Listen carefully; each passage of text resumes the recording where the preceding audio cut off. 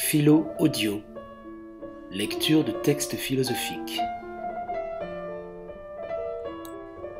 Voltaire, le philosophe ignorant, chapitre 13. Suis-je libre ? Ne sortons point encore du cercle de notre existence. Continuons à nous examiner nous-mêmes autant que nous le pouvons.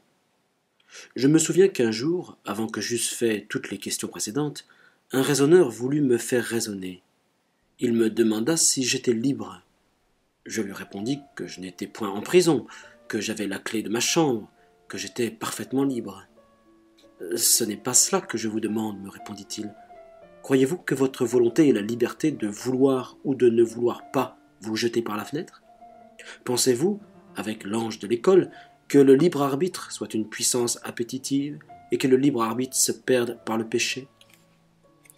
Je regardais mon homme fixement pour tâcher de lire dans ses yeux s'il n'avait pas l'esprit égaré, et je lui répondis que je n'entendais rien à son galimatia. Cependant, cette question sur la liberté de l'homme m'intéressa vivement. Je lus des scolastiques, je fus comme eux dans les ténèbres. Je lus Locke, et j'aperçus des traits de lumière. Je lus le traité de Collins, qui me parut Locke perfectionné. Et je n'ai jamais rien lu depuis qui m'ait donné un nouveau degré de connaissance. Voici ce que ma faible raison a conçu, aidée de ces deux grands hommes, les seuls, à mon avis, qui se soient entendus eux-mêmes en écrivant sur cette matière, et les seuls qui se soient fait entendre aux autres. Il n'y a rien sans cause. Un effet sans cause n'est qu'une parole absurde. Toutes les fois que je veux, ce ne peut être qu'en vertu de mon jugement, bon ou mauvais. Ce jugement est nécessaire. Donc ma volonté l'est aussi. En effet, il serait bien singulier que toute la nature, tous les astres obéissent à des lois éternelles, et qu'il y eût un petit animal, haut de 5 pieds, qui, au mépris de ces lois, pût agir toujours comme il lui plairait au seul gré de son caprice. Il agirait au hasard, et on sait que le hasard n'est rien. Nous avons inventé ce mot pour exprimer l'effet connu de toute cause inconnue. Mes idées entrent nécessairement dans mon cerveau. Comment ma volonté, qui en dépend, serait-elle à la fois nécessitée et absolument libre ? Je sens en 1000 occasions que cette volonté ne peut rien.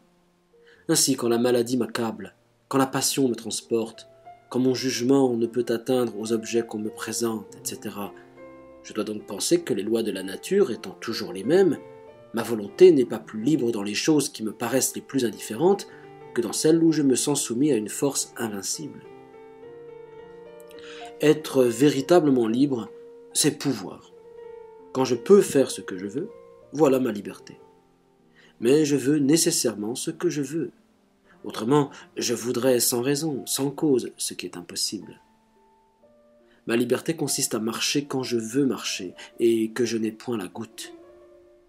Ma liberté consiste à ne point faire une mauvaise action quand mon esprit se la représente nécessairement mauvaise, à subjuguer une passion quand mon esprit m'en fait sentir le danger, et que l'horreur de cette action combat puissamment mon désir.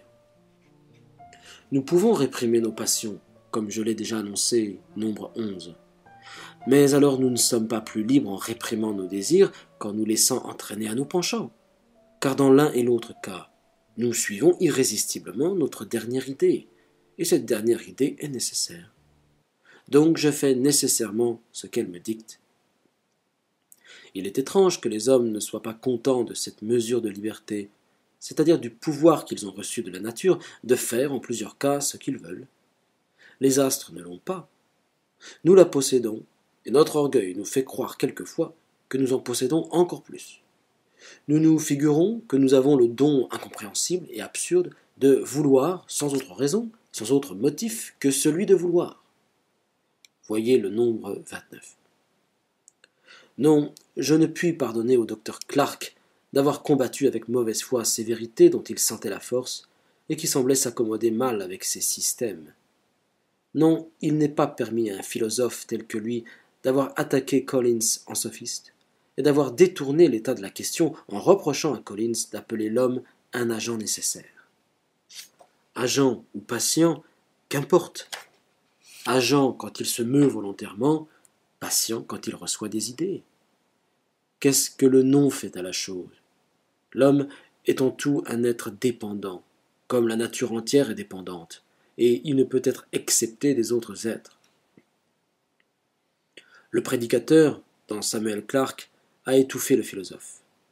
Il distingue la nécessité physique et la nécessité morale. Et qu'est-ce qu'une nécessité morale? Il vous paraît vraisemblable qu'une reine d'Angleterre qu'on couronne et que l'on sacre dans une église ne se dépouillera pas de ses habits royaux pour s'étendre toute nue sur l'autel, quoiqu'on raconte une pareille aventure d'une reine de Congo. Vous appelez cela une nécessité morale dans une reine de nos climats. Mais c'est au fond une nécessité physique, éternelle, liée à la constitution des choses. Il est aussi sûr que cette reine ne fera pas cette folie, qu'il est sûr qu'elle mourra un jour. La nécessité morale n'est qu'un mot. Tout ce qui se fait est absolument nécessaire. Il n'y a point de milieu entre la nécessité et le hasard. Et vous savez qu'il n'y a point de hasard. Donc, tout ce qui arrive est nécessaire.